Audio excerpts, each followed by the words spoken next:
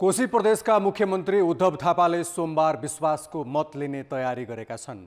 कान्तिपुर समाचारमा आज संसदको अवरोध खुलाउने विषयमा प्रधानमन्त्री दाहाल र सभामुख घिमिरे बीच छलफल। प्रस्तावित प्रधान न्यायाधीश विश्वम्भर प्रसाद श्रेष्ठ विरुद्ध परेका 3वटा उजुरी आइतबार खोलिने। विश्वविद्यालय अनुदान आयोगले पहिलो पटक सार्वजनिक गरेको उच्च शिक्षाको शैक्षिक क्यालेन्डरमा के छ, यसबारेको सामग्री पनि हामीसँग हुनेछ। वैदेशिक रोजगार विभागको अधिकार जिल्लामा प्रत्यायोजन गर्ने तयारी र श्रम तथा व्यवसाय जन्य सुरक्षा विभागले आफ्ना सम्पूर्ण सेवामा अनलाइन प्रणाली लागू गर्ने समाचार पनि हामीसँग छ। यस्तै 10,800 मेगावाटको कर्णाली चिसापानी आयोजनाको अध्ययन अघि बढाउने प्रधानमन्त्रीको भनाइसँगै देशभर आज कहाँ के भयो यसबारे जानकारी दिनेछौँ। देश बाहिरको प्रसङ्गमा अमेरिका, जापान र दक्षिण कोरियाको त्रिपक्षीय बैठक र खेलकुदमा एसिया अन्डर 27 रग्बी प्रतियोगिता भोलिदेखि काठमाडौँमा। नमस्कार, अब मुख्य समाचार। ललिता निवास जग्गा प्रकरणको अनुसन्धान अन्तिम चरणमा। पूर्व प्रधानमन्त्री नेपाल र भट्टराईलाई उन्मुक्ति दिने तयारी। नक्कली शरणार्थी प्रकरणमा दोस्रो चरणको तथ्य खोज्दै प्रहरी। काठमाडौँको सुकुम्बासी समस्या सरकारका लागि टाउको दुखाइ। महानगरपालिकाले तथ्याङ्क समेत सङ्कलन गर्न सकेन। इचङ्गु नारायणमा बनाइएका आवास गृह प्रयोगविहीन। महँगी नियन्त्रण गर्न सरकार असफल। गत आर्थिक वर्ष 7.74% मूल्य वृद्धि। विदेशी विनिमय संचितिमा भने 26.6%ले सुधार। अमेरिका, जापान र दक्षिण कोरियाको त्रिपक्षीय शिखर बैठक अमेरिकाको क्याम्प डेभिडमा।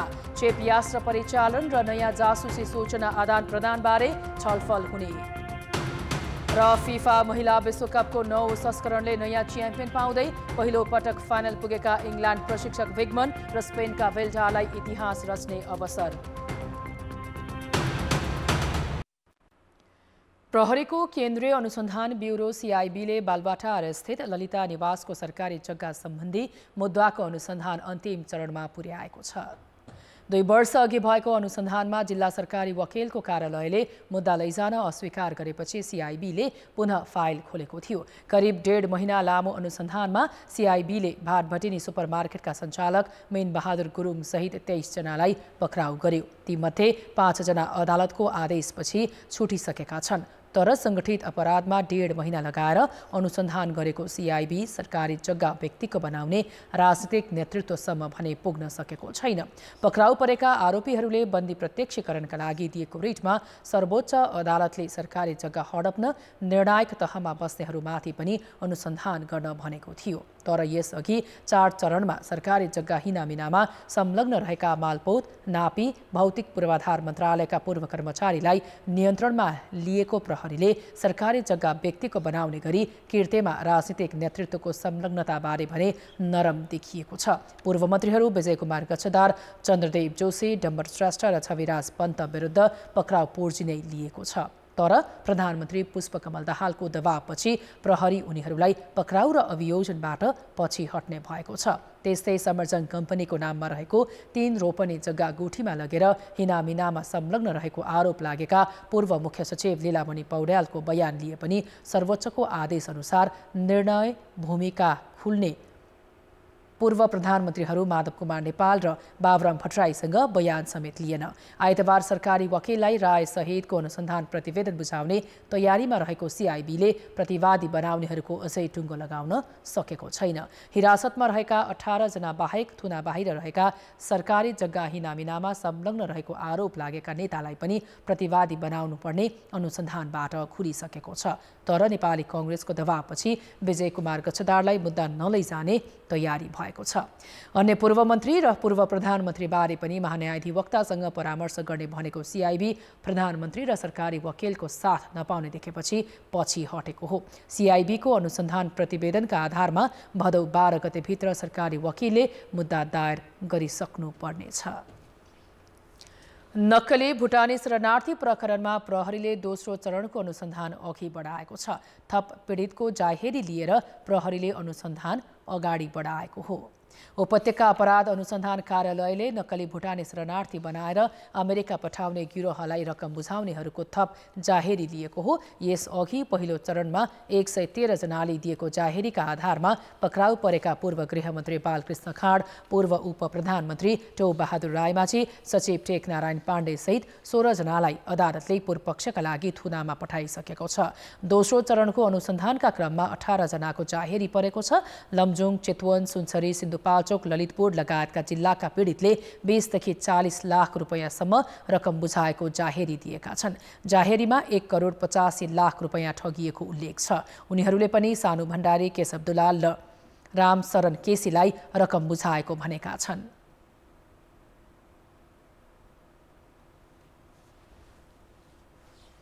मुद्दाको हिसाबले त्यो मुद्दा चाहिँ पहिलो चरणको मुद्दा अनुसन्धानको हिसाबले गइसकेको छ। अरू थप अनुसन्धान गर्ने भन्ने पहिला नै निर्णय भइसकेको अवस्था पनि हो। त्यसैले त्यो थप अनुसन्धान गर्ने भन्नेमा जुन नयाँ जाहेरीहरू छ त्यो जाहेरी चाहिँ त्यही केसमा सम्बन्धित भएरै फेरि थप अनुसन्धान हुने अवस्था बन्छ।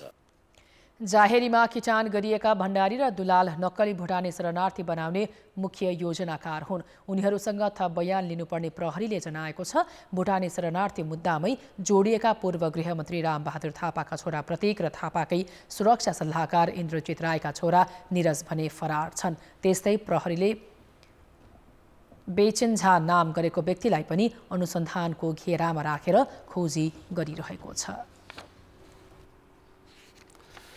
सामान्यतया कुनै पनि देशको राजधानी भन्ने बित्तिकै भव्य, व्यवस्थित, सफा, सुघर र आकर्षक सहर कल्पना गरिन्छ। तर काठमाडौँको अवस्था भने त्यस्तो छैन। बरु फोहोर बग्ने नदी र त्यसको किनारामा अव्यवस्थित सुकुम्बासीका टहरा छन्। काठमाडौँ उपत्यकाको सुकुम्बासी बस्ती व्यवस्थापन सङ्घीय सरकारसँगै महानगरपालिकाको समेत टाउको दुखाएको विषय बनेको छ। सङ्घ र महानगरबीच सुकुम्बासी बस्ती हटाउन सहमति जुटे पनि कसरी व्यवस्थापन गर्ने भन्ने टुङ्गो लाग्न सकेको छैन। त्यति मात्र होइन, काठमाडौँमा कति सुकुम्बासी छन् भन्ने यकिन तथ्याङ्क समेत छैन। काठमाडौँको नदी किनारमा बसोबास गर्दै आएका सुकुम्बासीको समस्या समाधानका लागि धेरै पटक प्रयास भएका छन्। 2069 सालमा तत्कालीन प्रधानमन्त्री बाबुराम भट्टराईले सुकुम्बासी व्यवस्थापनको प्रयास गरेका थिए, तर त्यो सफल भएन। चरम राजनीतिकरण भयो। गत वर्ष काठमाडौँ महानगर प्रमुख बालेन्द्र शाहले पनि थापाथलीमा रहेका सुकुम्बासी हटाउने प्रयास गरे, तर सुकुम्बासीको विरोधका कारण सम्भव भएन। सङ्घीय सरकारले आवश्यक सहयोग पनि गरेन। सुकुम्बासी होइन भनेर प्रमाण पुगायो भने सिधै हो, आएर के गर्छ, म कुम्लो गरेर जान्छु। तर सुकुम्बासी चाहिँ 3 पुस्तक मेर कहीँ निक्लेन भने सरकारले मैले भनेको ठाउँमा दिनुपर्छ। म लडेर चाहिँ बसेको छ नि त। अहिले 19 वर्ष हो म सुकुम्बासी भनेर बसेको छ त। होइन हटाउने तर विधेयक बनिसकेको छ त। विधेयकलाई टेकेर आउँदाखेरि त हामीले नै भनेका छैनौँ नि। त्यो कानुनभन्दा माथि त हामी पनि छैनौँ। बनेको कानुनलाई नै पालना गर्ने भन्ने कुरा न हो। हामीले अरू कुरा त हामीले केही भनेकै छैनौँ। वर्षै पछि सुकुम्बासी समस्या समाधानको बहस हुन्छ, तर निचोड आउँदैन। बागमती, विष्णुमती, मनोहरा नदी किनारमा सुकुम्बासीको समस्या समाधानका लागि गत वर्ष भदौ 9 गते काठमाडौँ महानगरपालिका र राष्ट्रिय भूमि आयोग बीच लिखित सम्झौता नै भयो। त्यही सम्झौता अनुसार भूमि आयोगले भूमिहीनको लगत दर्ता गराउन भदौ 31 गते सूचना समेत प्रकाशित गरेको थियो। तर निर्वाचन आयोगले आचार संहिता लागू भएको भन्दै लगत सङ्कलन रोक्न निर्देशन दियो।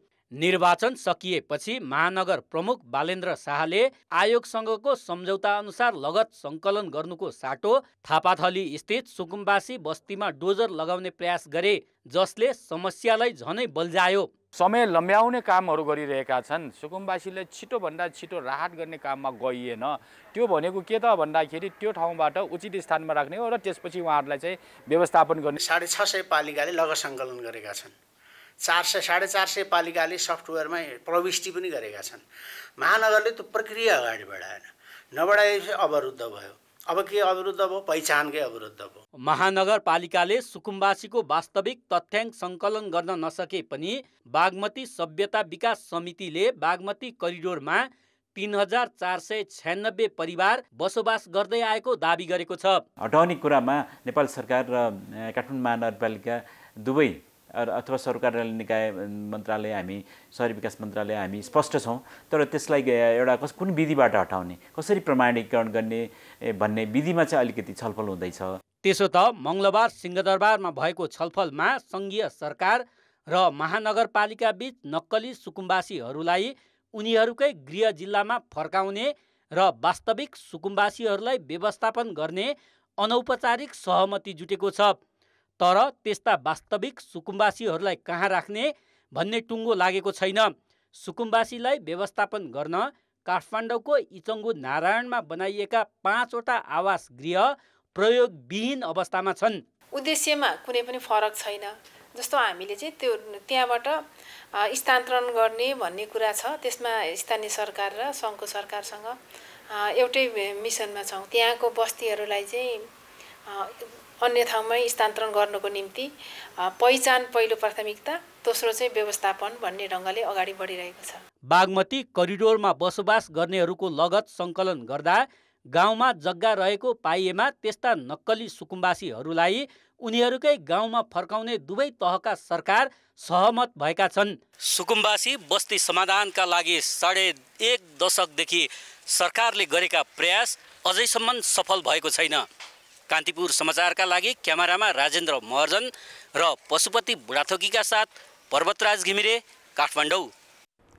अब जनताको आवाज। हामीले आज 7 प्रदेशमा सोधेका छौँ, सुकुम्बासी समस्या समाधान गर्न कसले के गर्नु पर्ला?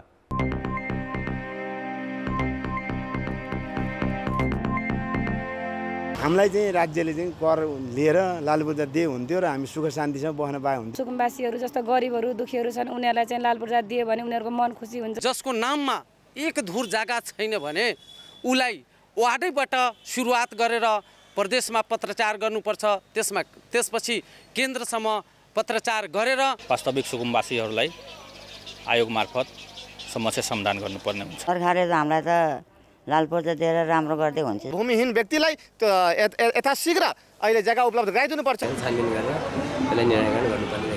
सरकारले हामीलाई अब कतिचोटि भइसक्यो नाप्ने ओर्ने यताउति गरेर गइरहनु भएको, सकेसम्म हामीलाई लालपूर्जा छिट्टै आइदिए हुन्थ्यो। वास्तविक सुकुम्बासीहरूलाई पूर्जा वितरण होस् र आफ्नो आसेपासे आफ्नो कार्यकर्ताहरूलाई वितरण नहोस्। स्थानीय तहले चाहिँ सहजीकरण गर्न जरुरी छ। वास्तविक सुकुम्बासी हो कि होइन र पहिचान गर्नुपर्छ। वार्डले सानो घर बस्नको लागि चाहिँ व्यवस्था गर्नुपर्छ। तिनै तहको सरकारले चाहिँ एकिङ डाटा निकाली अनि त्यसको उचित किसिमको व्यवस्थापन गरी सीमित एउटा कुनै क्षेत्र अथवा ठाउँमा उनीहरूको व्यवस्थापन गरेको भए यसको समाधान हुन्थ्यो। जसको जग्गा धेरै छ त्यो जग्गालाई चाहिँ अतिक्रमण गरेर त्यही जग्गा चाहिँ दिँदाखेरि समस्या समाधान हुन्छ। जग्गा भएकोहरू चाहिँ तत्काल सरकारले तुरुन्तै बाँडिदिएदेखि यो सुकुम्बासी समाधान आउँदैन। जग्गा नमिलेका छन्, नाच सुकुम्बासी चाल्यो भयो, छानबिन गर्नु पर्यो। उनीहरूलाई भूमिको व्यवस्था गरिदिनु पर्यो। पहिचान गरी वास्तविक सुकुम्बासीहरूको समस्या समाधान गर्नका लागि सरकारले यथाशीघ्र लालपूर्जा वितरण गर्नुपर्दछ।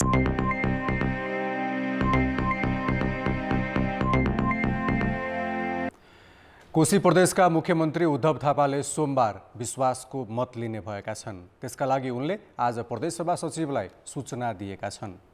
उपसभामुख सिर्जना दनुवारले विश्वासको मतको प्रस्ताव प्रदेशसभामा सोमबार दिउँसो 1 बजे छलफलका लागि समय तोकेको काङ्ग्रेसका प्रमुख सचेतक भूपेन्द्र राईले बताए। संवैधानिक व्यवस्था अनुसार मुख्यमन्त्री थापालाई भदौ 13 गतेभित्र प्रदेशसभाबाट विश्वासको मत लिइसक्नुपर्नेछ। 93 सदस्यीय प्रदेशसभामा गठबन्धन दल काङ्ग्रेसका 29, माओवादीका 13, एकीकृत समाजवादीका 4 र जसपाका 1 गरी 47 सांसद छन्। उपसभामुख सहित एमालेका 40 र राप्रपाका 6 गरी 46 सांसद प्रतिपक्षमा छन्। प्रस्तावित प्रधान न्यायाधीश विशम्बर प्रसाद श्रेष्ठ विरुद्ध 3वटा उजुरी परेका छन्। संसदीय सुनवाई समितिले गत साउन 23 गते प्रधान न्यायाधीश श्रेष्ठ विरुद्ध 10 दिनको समय दिएर उजुरी आह्वान गरेको थियो। उनी विरुद्ध परेका उजुरीमाथि छलफल गर्न सुनवाई समितिको बैठक आइतबार बिहान 10:30 बजेका लागि बोलाइएको संघीय संसदका प्रवक्ता एक राजगिरीले जानकारी दिए। आइतबारको बैठकले उजुरीकर्ता र प्रस्तावित प्रधान न्यायाधीश श्रेष्ठलाई छुट्टै समितिको बैठकमा बोलाएर उजुरी दिनुको कारण र उठाइएका प्रश्नमाथि प्रष्टीकरण दिने समय निर्धारण गर्नेछ। श्रेष्ठले कायम प्रधान न्यायाधीशको रूपमा साउन 21 गतेदेखि न्यायपालिकाको नेतृत्व गरिरहेका छन्। सरकारले संसदमा लैजान तयार पारेको सङ्घीय निजामती सेवा ऐनले तीनै तहका कर्मचारीहरूलाई विभेद गर्न खोजिएको नेपाल निजामती कर्मचारी सङ्गठनले आरोप लगाएको छ। विधेयकको मस्यौदामा लोकसेवा पास गरेर वा समायोजनमा परेर स्थानीय तहमा गएका कर्मचारीलाई निजामती कर्मचारी होइनन् भनेर परिभाषित गर्न खोजिएको भन्दै सङ्गठनले आपत्ति जनाएको हो। सङ्गठनले निजामती कर्मचारीको पहिचान मेट्न खोजे प्रतिकार गर्ने चेतावनी समेत दिएको छ। सरुवा प्रणाली वैज्ञानिक र पारदर्शी हुनुपर्ने तथा ट्रेड युनियनहरूलाई आचार संहितामा बाँध्नुको सट्टा अधिकार कटौती गर्न खोजिएको भन्दै सङ्गठनले विधेयक कार्यान्वयन नगर्ने बताएका हुन्। निजामती सेवा ऐनमा समावेश हुनुपर्ने विषयमै सङ्गठनले आज अन्तर्क्रिया कार्यक्रम गरेको थियो। समायोजन भएर गएका कर्मचारी, लोकसेवा आयोगबाट पास गरेर चाहिँ त्यहाँ कामकाज गर्दै गरेका कर्मचारी, अरू सेवाबाट आएका, अरू समूहबाट आएका कर्मचारीहरू जो अहिले स्थानीय तहमा काम गर्दै हुनुहुन्छ, तपाईहरू निजामती कर्मचारी होइन भन्ने हिसाबले अहिलेको ड्राफ्टमा परिभाषा लेख्न खोजेको छ। यो सरकारले गलत छ। आज नेपाल निजामती कर्मचारी युनियनको राष्ट्रिय भेलालाई उपप्रधानमन्त्री तथा रक्षा मन्त्री पूर्णबहादुर खड्काले भने प्रस्तावित ऐन कर्मचारी मैत्री भएकाले त्यसमा आशंका नगर्न आग्रह गरेका थिए। सँगै उनले सरकारलाई ठूलो आर्थिक दायित्व पर्ने गरी ऐनमा सुविधा समावेश नहुने पनि खुलाए। सङ्घीय प्रणाली अनुसार मुलुकको संविधानले गरेको सङ्घको प्रदेशको स्थानीय तहको व्यवस्था अनुसार त्यो सिद्धान्तमा प्रतिकूलता नआउने गरी जति पनि अहिलेको अवस्थामा व्यवहारिक तरिकाले सहुलियत र सुविधा दिने तरिकाले राष्ट्र सेवकहरूलाई परेका अप्ठ्यारोलाई फुकाउने तरिकाले ऐन बनाउने कुरामा अहिलेको सरकार खुल्ला छ।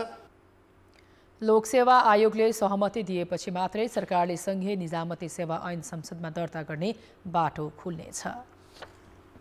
उच्च शिक्षामा भर्ना पठन पाठनदेखि नतिजा प्रकाशनसम्म एकरूपता कायम हुन नसक्दा शिक्षक तथा विद्यार्थीहरू सधैँ अन्योलमा पर्ने गरेका छन्। कहिलेकाहीँ त नतिजा ढिलाइले विद्यार्थीको शैक्षिक योजना नै प्रभावित हुने गरेको छ। सोही कारण विश्वविद्यालय अनुदान आयोगले पहिलो पटक उच्च शिक्षाको राष्ट्रिय शैक्षिक क्यालेन्डर सार्वजनिक गरेको छ।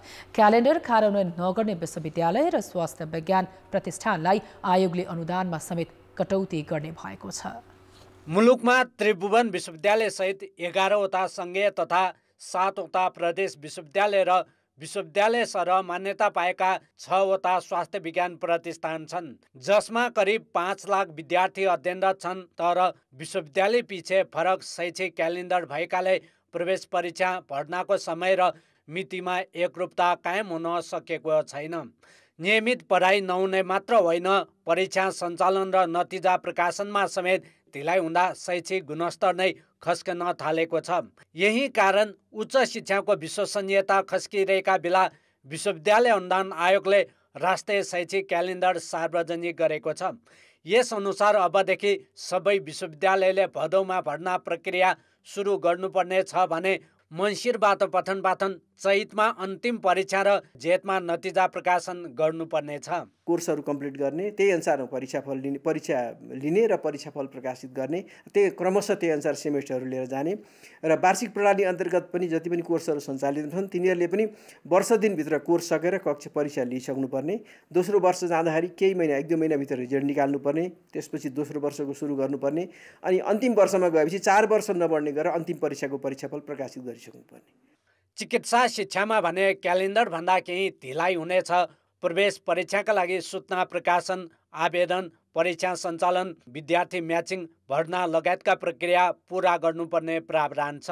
म्याचिङ कार्य 5 चरणसम्म गर्नुपर्ने भएकाले करिब 2 महिना ढिला गरी माघदेखि मात्र कक्षा सञ्चालन हुने गरी क्यालेन्डर कार्यान्वयनमा ल्याउन सकिने चिकित्सा शिक्षा आयोगको भनाइ छ।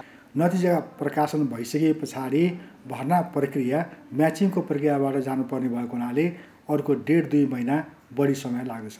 उच्च शिक्षाको शैक्षिक क्यालेन्डर प्रभावकारी कार्यान्वयन गर्न सके शैक्षिक गुणस्तरमा समेत उपलब्धि हासिल गर्न सकिने र विद्यार्थी विदेशिने क्रम समेत केही हदसम्म कमी आउने विश्वविद्यालयका प्राध्यापकहरूको अपेक्षा छ।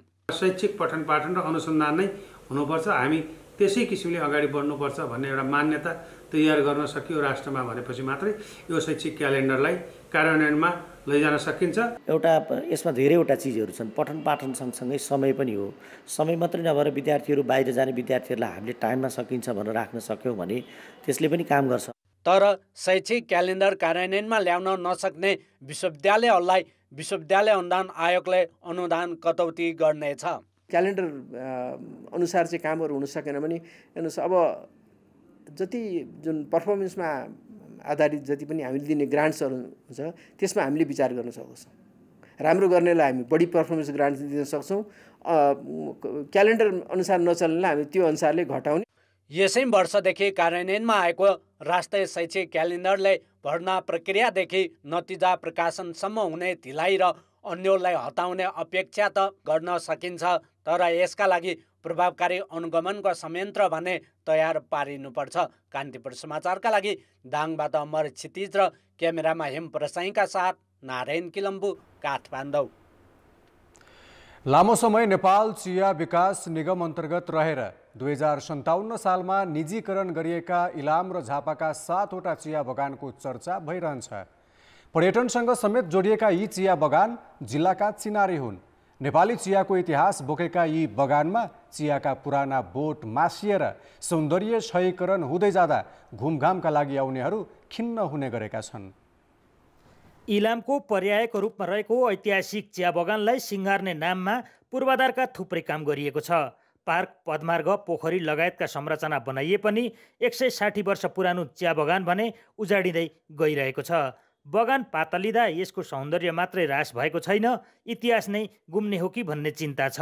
यहाँको हरियाली हेर्न चाहिँ आएको थिएँ होइन, तर यहाँ पहिला जस्तो चाहिँ खासै रमाइलो हरियाली चाहिँ रहेन रहेछ क्या। अब कतिपय अरू बोटहरू सुकेर। कन्याम चिया बगानको बीचमा राजमार्ग फराकिलो पारिएको छ भने कङ्क्रिटको पार्क बनेको छ। यस्ता पूर्वाधार थपिरहँदा चियाबारीको सौन्दर्यमा हानि नगरी वातावरणीय पक्षलाई समेत ध्यान दिनुपर्ने सरोकारवाला बताउँछन्। सौन्दर्यकरण गर्दै जाँदाखेरि हाम्रो चियाबारीहरूलाई मासेर भन्दा पनि हाम्रो चिया बगानलाई, हाम्रो चियाबारीलाई चाहिँ संरक्षण गर्दै हाम्रा पूर्वाधारका कामहरू गर्ने, ब्युटिफिकेसनका कामहरू गर्ने हो भने पक्कै पनि पर्यटकहरू यहाँ अल्मल्याउन सक्ने ठाउँ छ इलाम बगान। इलाम नगरपालिकामा रहेको मुलुककै पुरानो इलाम चिया बगान अनि माई नगरपालिकामा रहेका सोक्तिम र चिलिमकोट चिया बगान र सूर्योदय नगरपालिकाको कन्याम बगान पनि आफ्नो पुरानो स्वरूप गुमाइरहेका छन्। त्रिवेणी सङ्घाई ग्रुपको मातहतमा रहेका यी बगानहरूले समन्वय नगरेको भन्दै स्थानीय तहहरूले चिया बगानलाई आफू मातहत ल्याउन पनि पहल गरेका छन्। यो सँगै चियाका बिरुवा रोपणको काम पनि सुरु भएको छ। मरेको ठाउँमा यसपालि 7 देखि लिएर 10,000 सम्म चाहिँ बिरुवा रोप्ने योजना छ नगरपालिकाकै प्रमुखको चाहिँ उपस्थितिमा। त्रिवेणी सङ्घाई ग्रुपले 2057 सालमा इलाम र झापाका 7वटा बगानको 65% सेयर सरकारसँग किनेको हो। चिया विकास निगम डुब्नै लागेको बेला आफूहरूले यी बगान किनेर संरक्षण गरेको सङ्घाई ग्रुपको दाबी छ। 1920 सालमा स्थापना भएको इलाम चिया बगान र 1935 सालमा स्थापना भएको चिया कारखाना खोजकर्ताहरूका लागि महत्त्वपूर्ण रहेकोले यसको संरक्षण गर्नु जरुरी छ। कान्तिपुर समाचारका लागि विप्लव भट्टराई, इलाम। भारतका प्रसिद्ध कथावाचक प्रेम भूषणजी महाराजले भगवान रामचन्द्रको जीवन दर्शनका विषयमा काठमाडौँमा प्रवचन सुरु गरेका छन्। काठमाडौँको तिलगङ्गा स्थित होटल आनन्द पशुपति होटलको प्राङ्गणमा प्रेम भूषालजी महाराजले आजदेखि कथा वाचन सुरु गरेका हुन्। उनले भदौ 9 गतेसम्म प्रत्येक दिन दिउँसो 3:30 बजेदेखि साँझ 6 बजेसम्म रामायणमा आधारित रहेर भगवान रामको जीवन दर्शनबारे प्रवचन दिनेछन्। मानवता भनेको श्री रामचन्द्रजीले जुन हामीले सिकाउनु भएको छ त्यो पथमा हामीले जुन हिँड्नुपर्छ त्यो हामीले रामकथाको माध्यमबाट श्री रामचन्द्रजीको जीवनीबाट हामीले सिक्न पाइरहेका छौँ। यो रामकथाको जुन हामीले आयोजना गरेका छौँ यो सम्पूर्ण भक्तजनहरूलाई निःशुल्क रूपमा हामीले भदौ 1 गतेदेखि भदौ 9 गतेसम्म दिउँसो 3:30 देखि 6:30 सम्मको आयोजनामा निमन्त्रण गरेका छौँ। कथा वाचन गर्न प्रेम भूषणजी महाराज 200 जनाको टोली सहित हिजो काठमाडौँ आइपुगेका हुन्।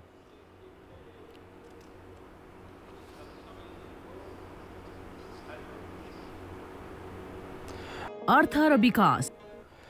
मिलेनियम च्यालेन्ज कर्पोरेसन एमसीसी अन्तर्गतका परियोजनाको काम यही भदौको दोस्रो सातादेखि सुरु हुने भएको छ। मिलेनियम च्यालेन्ज एकाउन्ट नेपाल विकास समिति एमसीए नेपालले एमसीसी मुख्यालयसँग भदौ 14 वा 15 गतेबाट काम थाल्ने अनुमति मागेको हो। हालै भएको संयुक्त बैठकमा भदौ दोस्रो सातादेखि काम थाल्न अर्थ मन्त्रालयले पनि सैद्धान्तिक सहमति दिएको हो।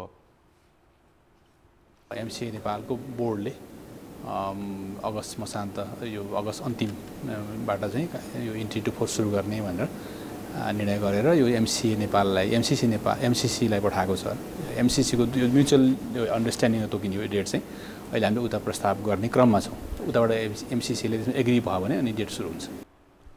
विद्युत प्रसारण लाइन र सडक सुधारका क्षेत्रमा काम गर्ने गरी सरकार र एमसीसी बीच 2074 भदौ 29मा सम्झौता भएको थियो। आयोजना पर्ने क्षेत्रमा अहिले जग्गा अधिग्रहण र रुख कटानका काम भइरहेका छन्। वन तथा वातावरणका विषय टुङ्गिएका क्षेत्रबाट काम थालनी हुन लागेको हो। सुरु गरेको 5 वर्षमा काम नसकिए अनुदान फिर्ता हुने प्रावधानका कारण सानातिना विवाद समाधान गर्दै काम अघि बढाउने दुवै पक्षको तयारी छ। यो ठुलो आयोजना भएको कारणले गर्दाखेरि कुनै पनि कम्प्लिटली अब एकदम सबै विवाद फ्री भयो, अब सबै सक्यो अवल गर्ने भन्ने हुँदैन। यस्ता कुराहरू सानोतिनो कुराहरू ठुलो प्रोजेक्टमा त्यो इस्योहरू रहन पनि सक्छ। त्यो इस्योहरूलाई चाहिँ क्रमैसँग त्यसलाई पनि सर्ट आउट गर्दै जाने र कामहरू पनि गर्दै जाने त्यो मोडलमा जानुपर्छ भन्ने हिसाबले अगाडि बढेको। नेपाल सरकार र एमसीसी बीच 50 करोड अमेरिकी डलर बराबरको 5 वर्षीय अनुदान सम्झौता भएको हो। यो आयोजनामा नेपाल सरकारको 13 करोड अमेरिकी डलर लगानी रहनेछ। यस अन्तर्गत 315 किलोमिटर लामो 400 केभी क्षमताको प्रसारण लाइन तथा 3 वटा सबस्टेसन निर्माण गरिनेछ। प्रसारण लाइन बनेपछि निर्माणाधीन 132 वटा जलविद्युत आयोजनाबाट करिब 4000 मेगावाट बिजुली राष्ट्रिय प्रसारण लाइनमा जोडिनेछ। एमसीसी नेपालले बनाउने प्रसारण लाइनले यो बिजुलीलाई आन्तरिक खपतका लागि बजारसम्म पुर्याउन सहयोग गर्नुका साथै बढी हुने विद्युत भारत र अन्य मुलुकमा बेच्न सघाउनेछ। लामो विवादपछि गत वर्ष प्रतिनिधि सभाले 12 बुँदे व्याख्यात्मक घोषणासहित एमसीसी सम्झौता अनुमोदन गरेको थियो। नेपाल राष्ट्र बैंक गत आर्थिक वर्षमा महँगी नियन्त्रणमा असफल देखिएको छ। नेपाल राष्ट्र बैंकले आज सार्वजनिक गरेको देशको वित्तीय तथा आर्थिक स्थिति सम्बन्धी रिपोर्टमा महँगीको अवस्था उल्लेख गरिएको हो। महँगीलाई 7% को सीमामा राख्ने लक्ष्य भए पनि गत वर्ष औसतमा 7.74% महँगी रहेको राष्ट्र बैंकले जनाएको छ। यातायात, रेस्टुराँ तथा होटल क्षेत्रको महँगी सबैभन्दा बढी वृद्धि भएको देखिएको छ। रेस्टुराँ तथा होटलमा खाद्य तथा पेय पदार्थ 14.42% र यातायातमा 13.5% वृद्धि भएको देखिएको छ। निजी क्षेत्रमा जाने कर्जा 3.8%ले मात्रै बढेको छ, जबकि राष्ट्र बैंकको प्रक्षेपण भने 12.6% को थियो। तरलता अभाव, उच्च ब्याज दर र आर्थिक शिथिलताका कारण कर्जामा वृद्धि हुन नसकेको र त्यसले आर्थिक वृद्धिमै प्रभाव पारेको छ। विदेशबाट आउने रेमिट्यान्स भने 21.2%ले वृद्धि भई 12 खर्ब 20 अर्ब पुगेको छ, जुन गत आर्थिक वर्षमा 4.8%ले मात्रै बढेको थियो। रेमिट्यान्समा भएको बढोत्तरी र आयातमा 16%ले कमी आउँदा शोधनान्तर स्थिति 2 खर्ब 90 अर्ब बचतमा छ। शोधनान्तर स्थिति 2079 असारमा 2 खर्ब 55 अर्बले घाटामा थियो। 2079 असार मसान्तमा 12 खर्ब 15 अर्ब 80 करोड बराबरको कुल विदेशी विनिमय सञ्चिति 26.6%ले वृद्धि भई 2080 असार मसान्तमा 15 खर्ब 39 अर्ब 36 करोड पुगेको छ। असार मसान्तमा सरकारको ढुकुटीमा 71 अर्ब 98 करोड नगद मौजुदात रहेको राष्ट्र बैंकले जनाएको छ। गएको एक आर्थिक वर्षमा 12 वटा वाणिज्य बैंकहरू मर्ज भएर 6 वाणिज्य बैंक बनेका छन्। त्यसैगरी 16 वटा लघुवित्त वित्तीय मर्ज भएर 8 कायम भएका छन्। 6 वाणिज्य बैंक, 8 लघुवित्त र 1 विकास बैंक मर्जरका कारण विलय भएका हुन्। अब जनमतको अन्तिम परिणाम। जनमतमा हिजो हाम्रो प्रश्न थियो, स्थानीय तहले सधैँ प्रमुख प्रशासकीय अधिकृतको समस्या किन झेल्नु परेको होला? ए. सङ्घको व्यवस्था, बी. कर्मचारीको अरुचि र सी. पालिकाको अनिच्छा। जनमतको अन्तिम परिणाम यस्तो छ, ए. सङ्घको व्यवस्थामा 62%, बी. कर्मचारीको अरुचिमा 27% र सी. पालिकाको अनिच्छामा 11% मत प्राप्त भएको छ। अब आजको प्रश्न। जनमत महँगी नियन्त्रण गर्न सरकार किन असफल भएको होला? ए. फितलो नियमन, बी. अनियन्त्रित बजार र सी. आयातमा भर पर्दा। जनमतको अन्तिम परिणाम भोलि बेलुकी 8 बजेको कान्तिपुर समाचारमा प्रसारण गर्नेछौँ। कृपया NEWS न्युज स्पेस AB वा C टाइप गरी 34001मा SMS गरी आफ्नो मत व्यक्त गर्नुहोला। प्रधानमन्त्री पुष्पकमल दाहालले 1200 मेगावाटको बुढी गण्डकी आयोजना निर्माण अघि बढाएसँगै 10,800 मेगावाटको कर्णाली चिसापानी आयोजनाको पनि अध्ययन गरिने बताएका छन्। 1200 मेगावाटको बुढी गण्डकी जलविद्युत आयोजना निर्माणका लागि 3 खर्ब रकम जुटाउन नसकिरहेको बेला प्रधानमन्त्रीले 10,800 मेगावाट आयोजनाको अध्ययन अघि बढाउने बताएका हुन्। निजी क्षेत्रले बनाएका आयोजनाका आधारमा यो आयोजनाको लागत 21 खर्ब 60 अर्ब हुन आउँछ। तर आज विद्युत प्राधिकरणको वार्षिकोत्सवमा दाहालले मेगा प्रोजेक्ट सुरु गर्ने आफ्नो योजना अनुसार कर्णाली चिसापानी आयोजनालाई अघि बढाउने बताए। प्रधानमन्त्री हुँदा नै मेगा कुनै प्रोजेक्ट अगाडि बढाउने सपना देखेको थिएँ र त्यसमध्येको कर्णाली चिसापानी 10,000 भन्दा बढी मेगावाटको सपना थियो। अहिले प्राधिकरणसँग कुरा गरेर अब हामी त्यसको ठोस रूपमा अध्ययन प्रक्रिया अगाडि बढाउँदैछौँ। यो सम्पूर्ण नेपालीहरूको निम्ति खुसी र गर्वको विषय हो भन्ने मलाई महसुस भएको छ। कार्यक्रममा प्राधिकरणका प्रबन्ध निर्देशक कुलमान घिसिङले भने विद्युत प्राधिकरणले सेयर जारी गरेर सङ्कलन गरेको रकम ठूला आयोजनाको लगानीमा लगाउने जानकारी दिए।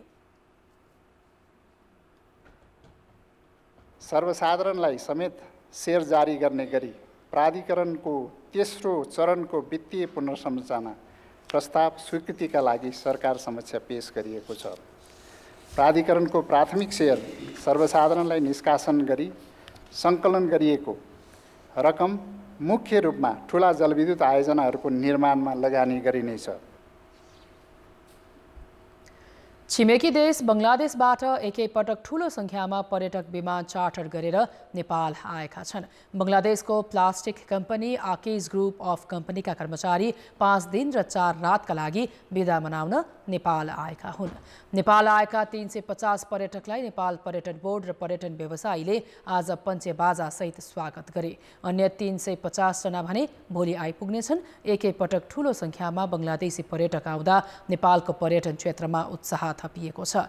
बङ्गलादेशी पर्यटकको भ्रमणले नेपाल सभा सम्मेलनमा आकर्षक गन्तव्य हो भन्ने सन्देश प्रवाह गर्ने नेपाल पर्यटन बोर्डले जनाएको छ। बङ्गलादेशी पर्यटकको टोलीलाई नेपाली गाइडले काठमाडौँ र आसपासका क्षेत्रमा घुमाउनेछन्। यो भ्रमणले नेपाल र बङ्गलादेश बीचको सम्बन्ध थप विस्तार हुने अपेक्षा गरिएको छ। Today it's a milestone, it's a record between Bangladesh and Nepal. 700 people we have come all the way from Bangladesh to enjoy all the attractions of Kathmandu and Nepal and many places. We are going to Bhaktapur, we are going to Nagarkot, Dhulikhel and Kathmandu, and there will be a big conference consisting of 700 people on 20th of August where all 700 people will get together. Why we chose Nepal is because being Bangladeshi, we wanted to prioritize our neighboring country, and since we have such a beautiful country wherein we have the eight of the top peaks of the world, so we have chosen this country. We're going to see the mountains, we're going to see the greenery, we're going to try the local food and mix with the local people,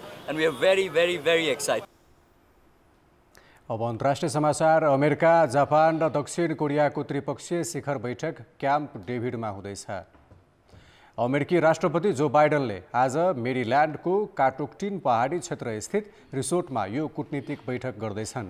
बैठकमा वार्षिक सैनिक अभ्यास, नियमित क्षेप्यास्त्र परिचालन र नयाँ जासुसी सूचना आदान प्रदान सम्झौताबारे छलफल हुने जनाइएको छ।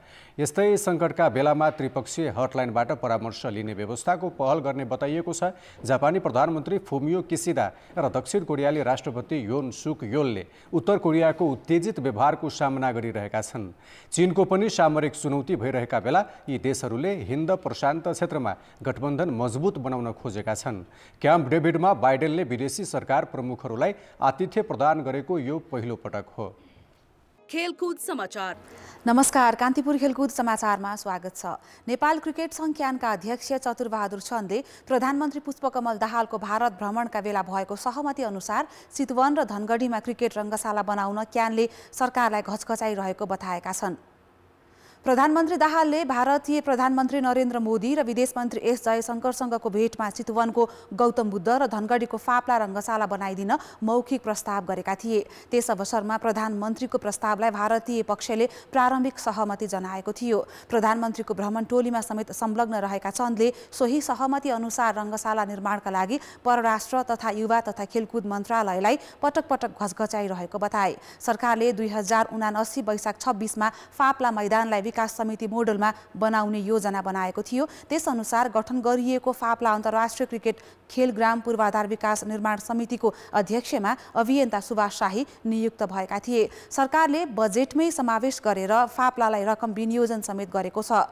धुर्मु सुन्तली फाउन्डेसनले बनाउन सुरु गरेको चितवन स्थित गौतम बुद्ध क्रिकेट रङ्गशाला भने लामो समयदेखि अलपत्र छ। यसै वर्ष मात्र सरकारले रङ्गशालाको बाँकी काम पूरा गर्ने गरी जिम्मा लिएको थियो। युवा तथा खेलकुद मन्त्री डिकबहादुर लिम्बुले गत असार 10 गते संसदमा उठेका प्रश्नहरूको जवाफ दिने क्रममा गौतम बुद्ध रङ्गशालाको स्वामित्व सरकारले लिने बताएका थिए। 3 अर्ब 55 करोड लागत अनुमान गरिएको यो रङ्गशालाको 35% काम सम्पन्न भएको दावी गरिएको छ। तर 54 करोड खर्च हुँदा 16 करोड भन्दा धेरै ऋण लागेको भन्दै फाउन्डेसन निर्माणबाट पछि हटेको थियो। एसिया अन्डर 27 पुरुष तथा महिला रग्बी प्रतियोगिता भोलिदेखि काठमाडौँमा सुरु हुँदैछ। नेपाल रग्बी सङ्घले गरेको प्रतियोगितामा 7 देश सहभागी छन्। 2 दिनसम्म चल्ने प्रतियोगितामा महिला र पुरुष गरी 2 इभेन्ट समावेश छन्। पुरुषतर्फ नेपाल सहित Bharat, Thailand, Malaysia, Chinese Taipei, Hong Kong र उज्बेकिस्तान गरी 7 देश छन्। महिलातर्फ नेपाल, थाइल्यान्ड, हङकङ र मलेसिया छन्। प्रतियोगिताको संयोजक समेत रहेका एसिया रग्बीका अध्यक्ष कायस अब्दुल्हा मोर्सिन मोहम्मद अलदका साथ सबै देशका टिम नेपाल आइपुगेका छन्। उद्घाटन खेलमा नेपाली पुरुष रग्बी टिमले भारतको सामना गर्नेछ। भोलि नै नेपालले मलेसियासँग पनि खेल्नेछ। महिलातर्फ नेपालले पहिलो खेल हङकङ, दोस्रो खेलमा मलेसिया तथा तेस्रोमा थाइल्यान्डसँग प्रतिस्पर्धा गर्नेछ। खेल बिहान 10 बजेदेखि त्रिपुरेश्वर स्थित दशरथ रङ्गशालामा हुनेछ। श्रीलङ्कन प्रशिक्षक विजयलाथ सनको प्रशिक्षणमा रहेको नेपाली टिमले 50 दिन पोखरामा प्रशिक्षण गरेको थियो। नेपाली टिमबाट पदकको आशा गरेको सङ्घका महासचिव गोविन्द घिमिरेले बताए। प्रतियोगितामा पहिलो दिन पुरुषतर्फ 10 र महिलातर्फ 8 खेल हुनेछन्। एक खेल 16 मिनेटको हुनेछ। एसिया रग्बीको कार्यक्रम अन्तर्गत नेपालमा आयोजना हुन लागेको यो दोस्रो अन्तर्राष्ट्रिय प्रतियोगिता हो। यसअघि नेपालले अन्डर 18 प्रतियोगिता गरेको थियो। खेलकुद समाचार अहिलेलाई यति नै। कान्तिपुर समाचार अहिलेलाई सकियो।